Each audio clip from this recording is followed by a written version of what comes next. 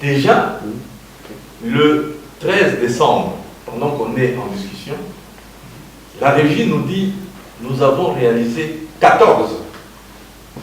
Donc, à la date d'aujourd'hui, on n'a pas encore clôturé l'année, on n'est pas à la fin de l'année. Nous avons réalisé 14. Nous avons, maintenant, vous êtes à 14. Vous pensez qu'à la fin de l'année, vous serez à combien? En tout cas, ils disent que, tel que les choses se présentent, nous pouvons aller, par exemple, à 15. Donc ça, en finances publiques, c'est une recette certaine. C'est une recette certaine en finances publiques. Maintenant, au regard de la convention faite avec nos partenaires, qu'il faut partir de réalisation, donc le réalisme. Réalisme budgétaire. Voilà, le réalisme budgétaire.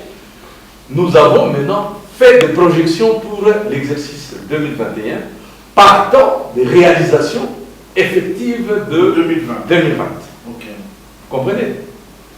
Cela a porté le budget à 14 600 et quelques milliards. Donc, pratiquement 350 milliards de francs congolais, de différence par rapport à ce que nos amis de la Chambre basse avaient réalisé, parce qu'eux aussi avaient réussi à augmenter ce budget de 54 milliards. Vous comprenez? Parce qu'eux ont travaillé avant nous. Mais nous, en travaillant avec le régime, on est allé au-delà.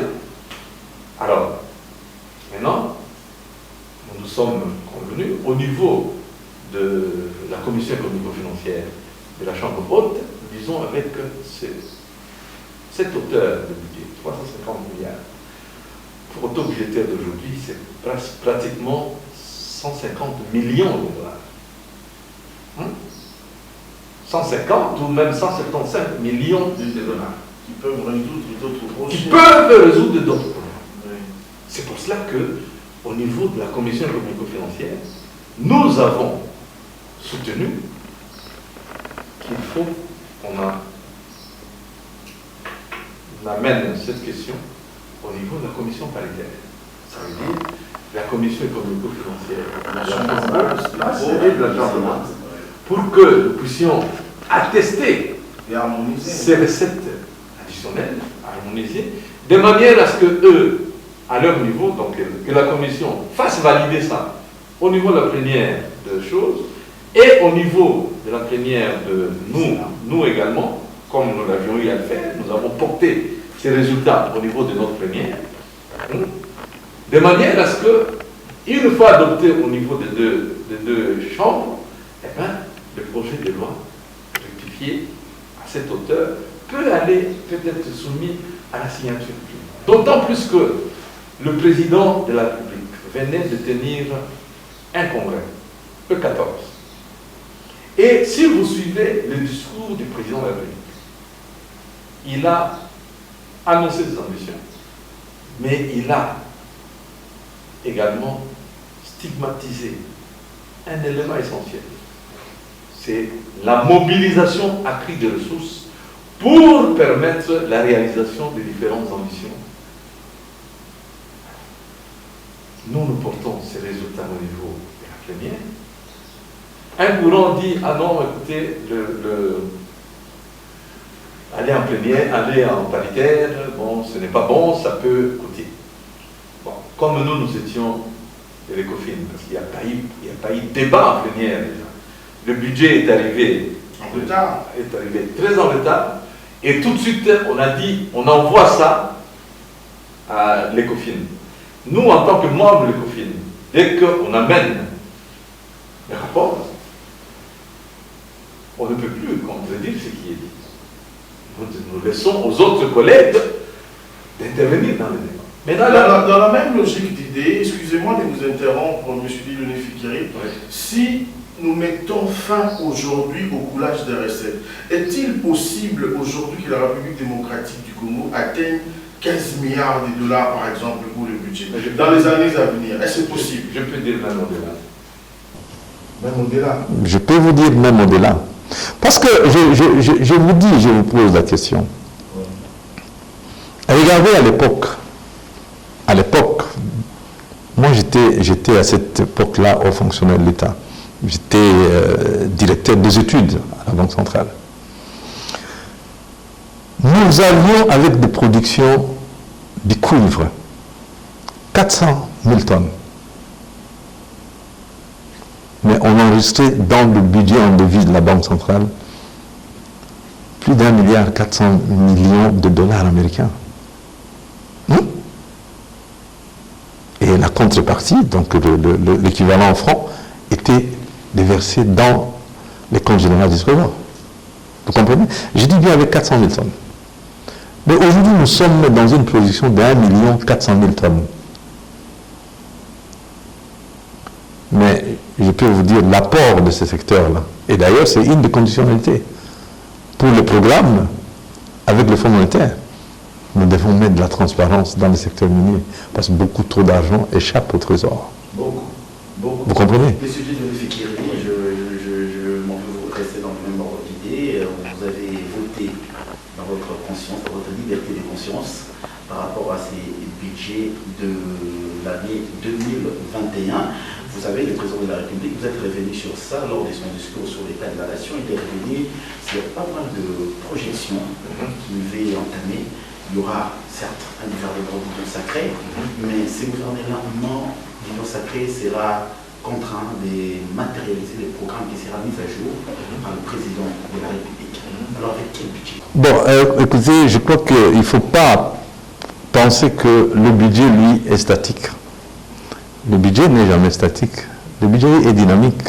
Parce que quand ce budget a été voté, il y a les effets d'entraînement des réformes, si ces réformes sont appliquées comme il se doit. C'est là où je suis en train de dire que dans le dire du chef d'État, il y a un élément capital. C'est ce combat contre la corruption. C'est ce combat contre l'impunité. Parce que quand les gens constateront que, en commettant telle faute, je risque de tout perdre, la peur peut s'installer. Et je peux vous dire que les contenus des réformes exécutés correctement ne traîneraient pas à se faire sentir dans le budget de l'État. Ça, c'est un premier élément. Un autre élément, parce que vous mettez de l'ordre dans vos finances, les partenaires extérieurs peuvent vous faire confiance. Vous comprenez? Lorsque vous mettez du sérieux dans le respect de vos textes, vous voyez par exemple aujourd'hui avec l'avènement de cette autorité de régulation du secteur privé. Je ne sais pas si vous suivez cette histoire-là, le respect. Ça, c'est un instrument très, très, très important, susceptible d'entraîner également des mobilisations de recettes, parce que ça peut être source de création de petites entreprises, de petites et moyennes entreprises, dans le domaine de sous-traitance, avec des retombées sur la mobilisation de recettes. Donc, toutes les réformes mises en place de manière énergétique, je pense que nous ne pouvons pas penser qu'à la fin de l'année, je viens de vous dire ici qu'il y a eu un dépassement par rapport aux prévisions. 350 milliards qui sont là. Mais qu'on ne veut pas prendre. C'est ça qui m'a révolté et qui m'a amené à dire non, moi je ne veux pas voter toutes choses. Parce que quand vous regardez les comptes, la balance entre les frais relatifs à une paritaire, parce que bon, on prolonge de quelques jours les activités pour capter ces 350 milliards qui aujourd'hui restent à la disposition des gestionnaires. Hein. Ces gestionnaires travaillent au regard de leurs repères et vous ne pouvez pas charger un gestionnaire pourquoi vous n'avez pas intégré les recettes additionnelles. C'est à eux, c'est à leur volonté. Eux, ils ont atteint les repères. Ce qui est au-delà peut couler, justement. Peut couler à travers la fraude. Parce que vous n'avez aucun élément de reproche à l'égard de ces gens-là. Est-ce que c'est ça combattre la corruption? Nous disons que non. Moi, franchement, j'étais conseiller du président. Je demanderais le renvoi de ce budget-là pour une seconde lecture. Alors, honorable sénateur, que faut-il faire pour pallier à ces problèmes de dépassement institutions. Le dépassement budgétaire, c'est juste le respect des textes, le respect de la chaîne de la dépense.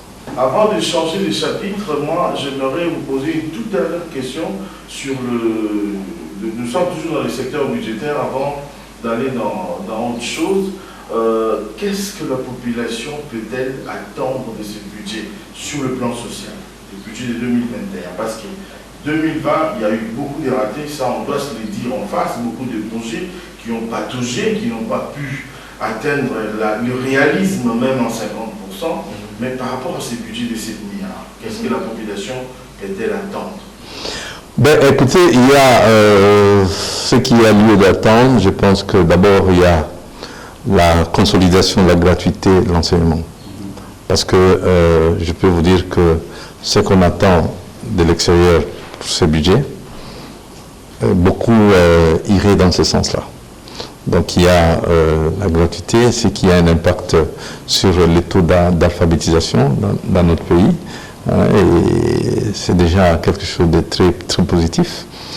Outre le truc que je là-dedans, je vois qu'il y a quand même la mécanisation des nouvelles unités. Vous savez, il y a dans la fonction publique, il y a des MU.